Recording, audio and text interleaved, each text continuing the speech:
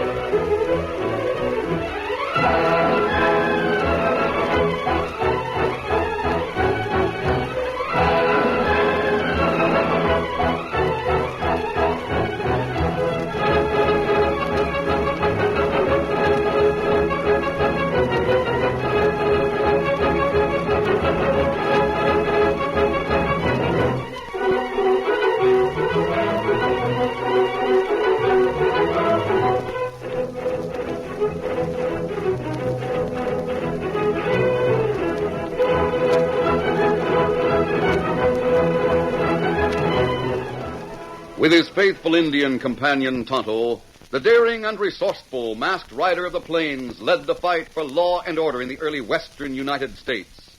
Nowhere in the pages of history can one find a greater champion of justice. Return with us now to those thrilling days of yesteryear. From out of the past come the thundering hoofbeats of the great horse Silver. The Lone Ranger rides again. Come on, Silver. Let's go, big fellow. Hi-yo, Silver. Hoy!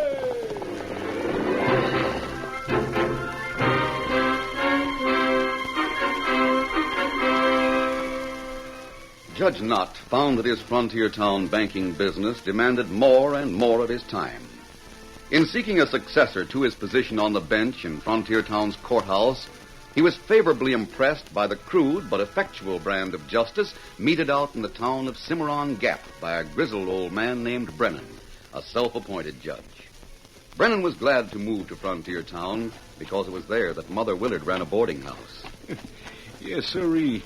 I can remember the days when she was known as Lindy Lou, the fairest girl that ever sang at any stage. Lindy Lou had been a widow for many years, and old Judge Brennan admired her just as much as ever. The clock above the courthouse door said 7 p.m. as Judge Knott and Sheriff Two-Gun Taylor escorted Brennan to the big red building. There's the courthouse, Brennan. Doggone. We'll have just time enough to look around before it gets dark. In Cimarron Gap, I had to hold court in my cafe. Under those conditions, the law must have been lacking in dignity. We was lacking in a lot of things, Judge Knott. But by golly, we punished crooks and we gave Square Man a fair deal. Courtroom is right down this hall here. Go ahead, Sheriff. Lead the way. I'm following. You got fixed up all right for living quarters, didn't you, Brennan? First rate, yes, sirree. I'm rooming in Ma Willard's boarding house. There's the door to the courtroom. I'll open it.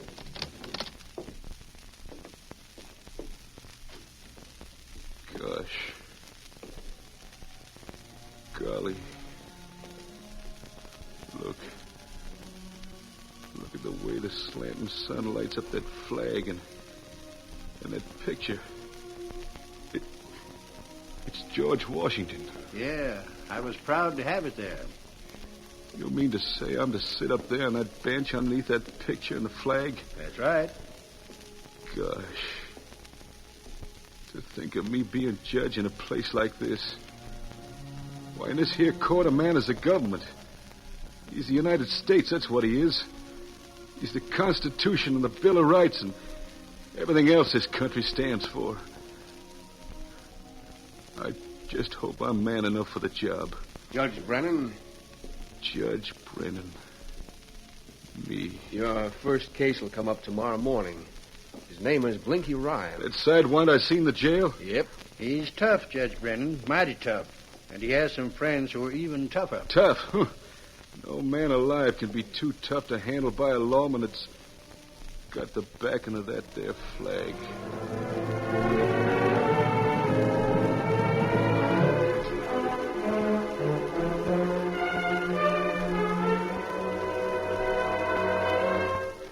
The Lone Ranger's 14-year-old nephew, Dan Reed, had been living for several days in Mother Willard's boarding house. He and the kindly old lady sat in the living room while they waited for Judge Brennan. I don't know how much longer I'll be staying here, Mother Willard. Oh, you're to stay until your friends arrive. Is that it, Dan? Yes, I sort of thought they'd be here today. Oh, it's nearly dark out now. Chances are they won't come here before tomorrow. And I hope they don't. Why is that? Oh, there'll be big doings in town tomorrow, Dan. It's Brennan's first day as a frontier town judge. Oh, I wouldn't miss that for anything in the world. Do you think we could go to court? Oh, you bet we can. We'll be there with bells on to see Judge Brennan throw the law at Blinky Ryan. Who's Blinky Ryan? Oh, Dan, he's vile. He's a horse thief and a mail robber and a murderer. Golly. He and a couple of his friends came into town a week ago. They started a fight in the Bright Lights Cafe. Sheriff Taylor caught Blinky Ryan, but the others got away. Then Ryan isn't in jail for stealing or anything very serious. He's in jail for disturbing the peace. Well, if that's the only charge against Well, him... that's the charge, Dan. That's why I'm anxious to see how Brennan handles the situation. But he'll only get about 30 days in jail. You wait, son. You just wait and see. Old Judge Brennan will find a way to do better than 30 days. That's why we're What here. the... Freeze. Who are you? Put those guns down, you prowling sneak thieves. What's the idea of coming into my living Keep room? them both covered, Connie. Connie. I'll tie the boy up first. Fun, you will let me go. Hold still or I'll rap you on the head. Dan, don't struggle. Don't fight for me. Won't help. Let me go. Hurry up, Lund. Get his hands tied. We can't stay around here all night. This kid's like an eel. Hold still, I tell you. Dan, in the name of goodness, don't struggle or they'll kill you. I know who these two are. They're the pals of Blinky Ryan. That'll hold your hands. Don't tie his legs. He's got to straddle a horse. I know. You two will regret this. You think you'll gain anything by such high-handed methods, you're mighty mistaken. We'll see about that. Put a rope on her hands, Lund. Right.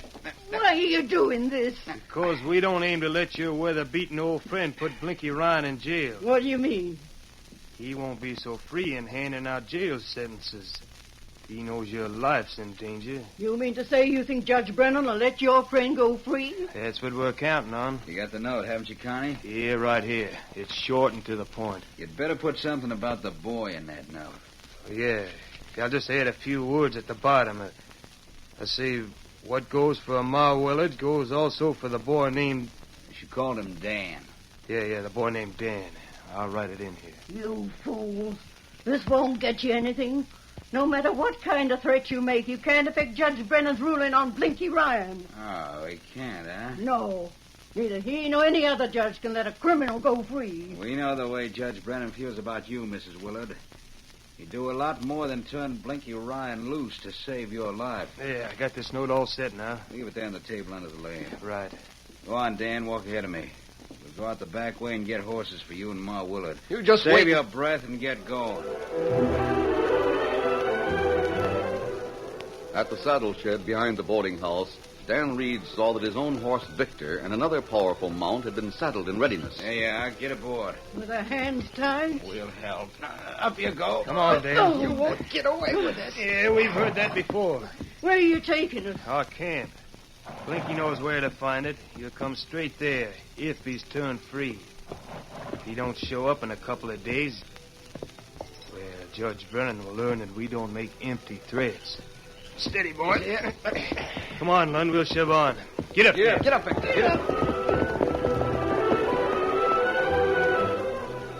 It was half an hour later when the Lone Ranger and Tonto rode into town and reined up in the rear of the boarding house. Oh, Silver. Oh, Scout, hold fella. Oh. We'll leave the horses at ground hitch, Tonto. It'd be good to see Dan again. And Judge Brennan. I hope he does well in Frontier Town. I think that... What matter? Tonto, look over there. And horses? Yes. They're all dark. Dan's horse, Victor, isn't with them. Oh, that right. I thought it strange that Silver didn't signal a greeting to his own son. Well, maybe Dan go for a ride. Yes, that's possible. Go and inquire. I'll wait here. As Tonto skirted the boarding house, Judge Brennan came in the front door after his lengthy conference with Sheriff Taylor and the retiring Judge Knott. Lindy. The old man was fired with enthusiasm, and his blue eyes sparkled with pride and eagerness to tell Lindy Lou Willard about his new position. Hey, Lindy, where in tarnation you at? Dad read it. I wonder she's out with the boarders doing the town. How? Oh, great day. It's you, Tonto. You leave door open. Well, as long as I'm living here, the door is always open to you and your masked friend. It's you two that gave me the chance to be a real judge here in Frontier Town. What are you doing here now? Well, me come look for Dan Reed. Oh, sure enough, you staying here. I don't see hiding a hair of me. It seems empty. I'm trying to find Ma Willard. Oh. Maybe she fell asleep in the sitting room. Door's right over there. We'll have a look. Lamp lighted, room bright. And empty as a cowpoke's purse just before payday. That's right. Tonto, I don't like this. Tain't like Lindy Lou to go away and leave the lamp turned bright. Paper on table, under lamp. Yeah, sure enough. Might be a message she's left for me. Yeah, that's what it'll be, a message for me.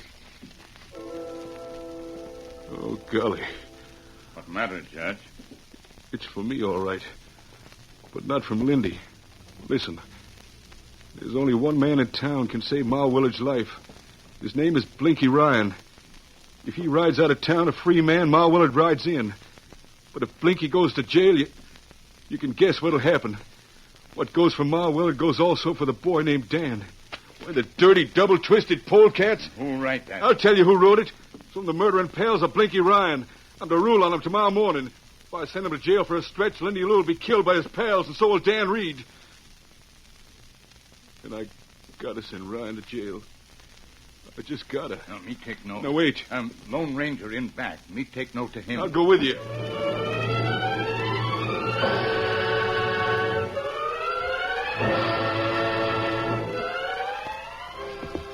Well, that's what the note says, and that's what it means. I've been looking around here in the moonlight while Tonto was inside. I found Victor's hoof prints. Victor? Dan Reed's horse. Found him, you say. Which way they lead? East, that way. Oh, that's bad country. Ground's bad, broken, hard-packed. Tonto, you said the lamp was lighted. That's right. Then Dan and Ma Willard must have been abducted since darkness fell. The crooks can't have over an hour's lead. I'll get a horse. No, Judge Brennan. You stay here in Frontier Town. Thunderation, I can't stay here. Lindy Lou's in the hands of murdering crooks. I gotta help find her. Tonto and I can make better time without you. But I tell you... Furthermore, we'll have to close in secretly if we find the hideout of those men. But, mister, what if Lindy Lou's still gone when I open court in the morning? Well, what if she is? What'll I do? Do just what you think best. Easy, Silver. Ready, Tonto? You ready? Come on, Silver. Come up, Scout. Oh, Lindy. Lindy, have I found you after all these years only to put your life in danger?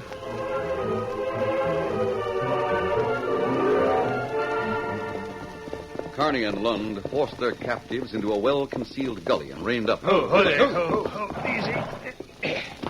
This is as far as we go. Get off the horses. Lund, you give Ma Willard a hand down. Right. Come on, kid. All right. Yeah. Now then, you listen to me. We picked this hideout because it can't be found by anybody who try to trail us. The ground's too hard to show hoof marks. We followed a stream of water far enough to throw dogs off our trail. Now, you needn't count on rescue. We'll keep you two tied, but we won't gag you unless you get hard to handle. That's right. You just take it easy and we won't be rough with you. How long do you expect to keep us here? Just long enough to see what happens to Blinky Ryan. The lives of both of you depend on what Judge Brennan says in court tomorrow morning.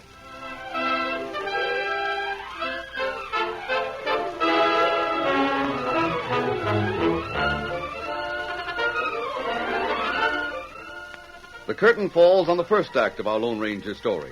Before the next exciting scenes, please permit us to pause for just a few moments.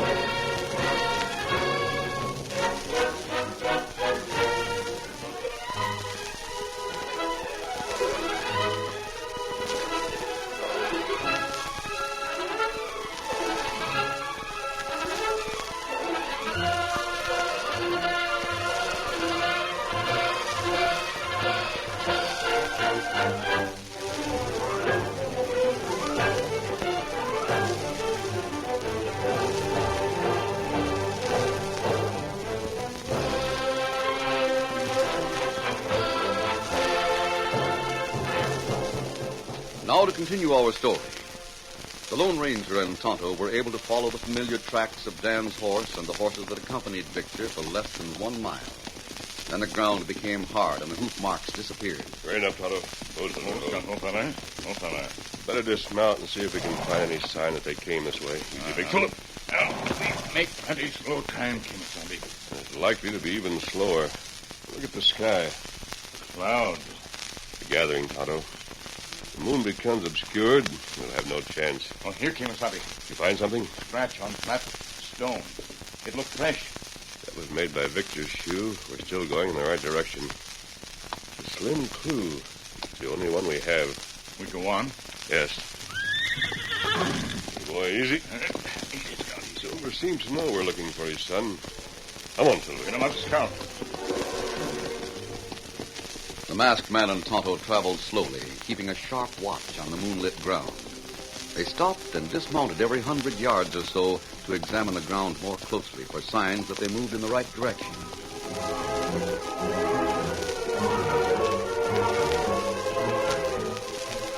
In the meantime, Judge Brennan and one of the selectmen of Frontier Town were in conference at Judge Knott's house. Now, hold on, Judge Knott. Your excuses don't mean a dad-ratted thing. There's no reason in the world why you can't sit in ruling on Blinky Ryan. But I have retired. You're the judge. One more day. Now, wait, I'll answer him, Judge Knott. Brennan, you may as well know the truth. That's what I'm trying to get. Word of Mother Willard's capture spread all over town. Couldn't be kept secret with Sheriff Taylor organizing a posse. What about it? Just this. The Blinky Ryan trial has come to be a sort of a test. A test? A test for you. The people want a judge that's going to mete out justice and let the chips fall where they may. They want a judge that can't be influenced by threats or bribes. So that's it. He's right, Brennan. If I give Ryan a suspended sentence or throw the case out of court, I'll be through as judge after my first case. Is that it? Well, And if I give that crook what he deserves, it'll cost Ma Willard her life. well, you're in a difficult spot, Judge Brennan. A spot I'd hate to be in. Of course, there's a chance that Sheriff Taylor and his posse might find Mother Willard and that boy who was captured with her before court opens. Doggone it. Well, gents, I reckon I'll be leaving. Where are you going, Brennan? I don't know, Judge Knott. I don't know where I'm going, but I'm going somewhere else to do some thinking. Studying.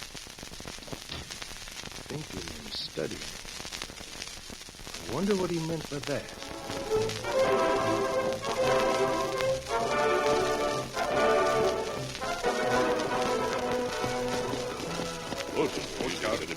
The Lone Ranger and Tonto had persisted through the increasing darkness until the moon was completely obscured by an overcast sky. It's no use, Tonto. I can hardly see my hand before my face. That right. Maybe better we camp here until daybreak. We could do that if time weren't such an important factor. I hope we might get back to town before court opens. What you think Judge Brennan do? Well, I have confidence in Judge Brennan. I'm not as concerned about him as I am about the lives of Dan and Mother Willard. What's the matter, Silver? Him not want to stop. He want to go on. Might be it. No use, old fella. You have no idea which way to turn.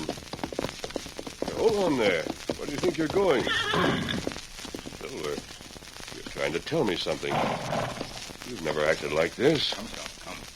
Him act that way before, Kimasabi. He did? Me remember. Several years ago, when we near Green Valley, Silver act same way, then go to Valley. Yes, that's right, Tonto. I remember. That was the time he ran away from us and returned to his first home.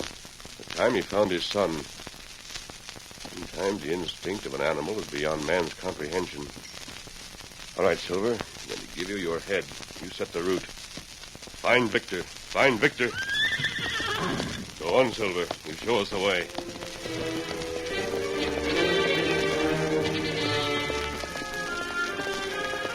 Without guidance, the great white stallion moved through the night, paused, uttered a shrill whinny. When there was no response, he moved ahead.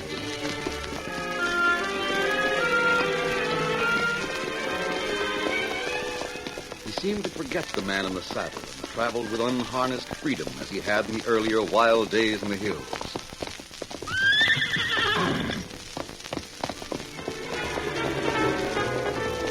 After After each pause, his pace was faster.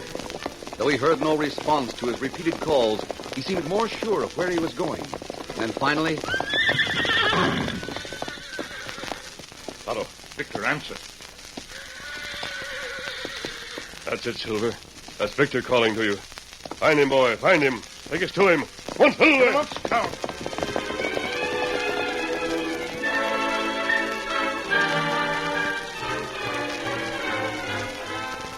As the first faint light of dawn broke over the eastern sky, the shrill whinnies of Dan's horse Victor roused Lund from his sleep. Oh, Dad, ratted Connie. Can't you keep that horse quiet? He didn't make all that noise when I was on guard. I don't know what's the matter with him.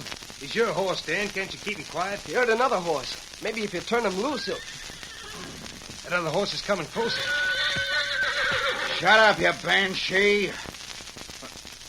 Yeah, hoofed it. The other horse is heading this way. Get your gun out. If anyone stumbles on our hideout, we'll have to do some shooting. Right. Mrs. Willard, we don't want to hurt you or the boy. But if a rescue party comes this way, we'll shoot you both before we let you testify against us. Precious little chance of a rescue party finding us in this hideout. Connie, look, there's a horse. Yeah, and coming this way. I don't see anyone in the saddle. Why, there isn't. Somehow that horse has lost its rider.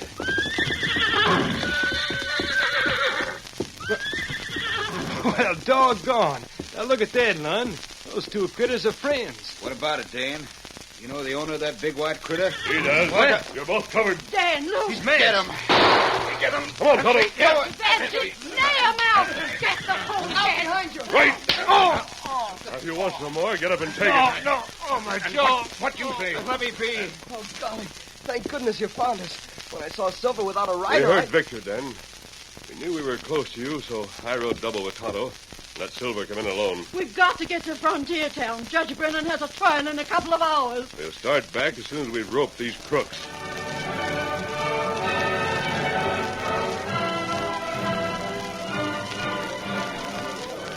A great crowd, nearly everyone in town, was assembled in the courthouse to learn how Judge Brennan would handle the case of Blinky Ryan. The evidence against the prisoner was presented, and the defense was heard. Then there was a short intermission while the grizzled old judge went to his private office off the courtroom. The old man's in a bad spot. I wouldn't be in his position for $100. Wonder what he'll decide. There's plenty of evidence against Ryan. Evidence don't count much if a judge can be bribed. If Brennan don't send Ryan back to jail, he's crooked. And if he does, the woman he loves will be murdered. Yeah, it's just like I said. He's in a bad spot. Wonder what he's doing in the office by himself. Chances are he's figuring to find Ryan not guilty, then start a running. If he finds Ryan not guilty, he'd better start running. There were many conjectures about the judge. Some thought he had gone to his private room to think. Others thought he had gone to brace himself with liquor. But all guesses were wrong. Judge Brennan knelt beside his desk. The brilliant morning sun slanted through the window and touched his bowed head. For a moment he was silent. The burden of his responsibility was a heavy one. He had to choose between the life of the woman he loved and loyalty to his trust. He thought of the flag that hung above the bench. The men who had given their lives to serve that flag, and the nation it represented. And then his lips moved slowly. I'm not much of a hand at this, but Lord, I sure need help as never before. I can't let him down. Can't shirk my duty with George Washington and the whole government counting on me. I'm needing courage more than any time in my whole life. Needing courage to do what's right.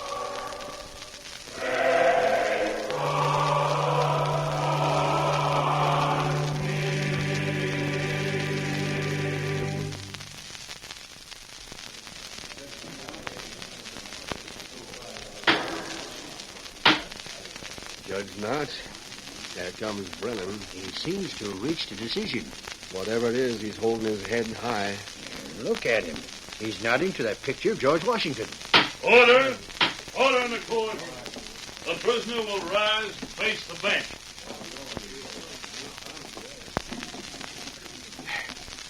Ryan, you've heard the evidence against you. Sure, I've heard it. What about it? I've spent the whole night here in court reading up the books.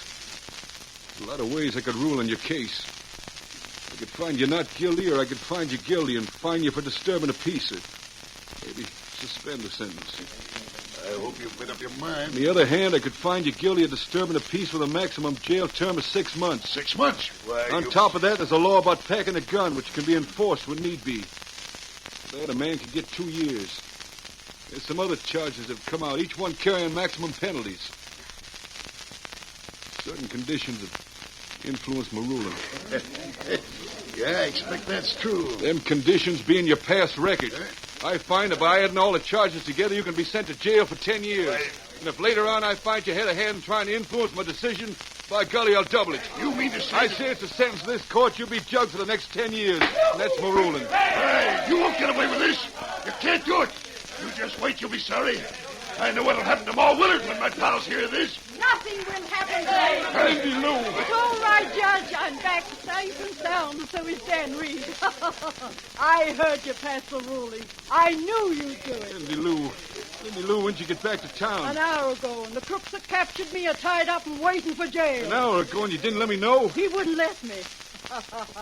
He said I should wait and let the people of Frontier Town see that they had a judge that no man could bribe or threaten. There, you hear that? You hear that, everybody? We got a judge to be proud of. Lindy, who found you? Who brought you back? Oh, Dad Ratted Brennan, you should be able to guess. It was the Lone Ranger.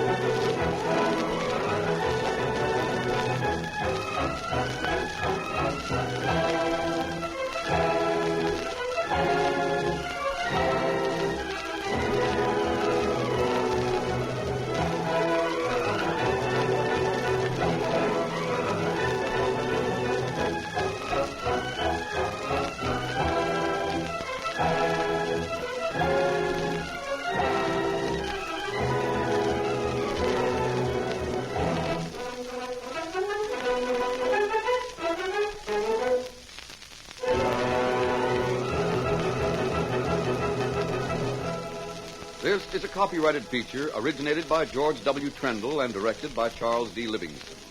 This story was written by Fran Stryker.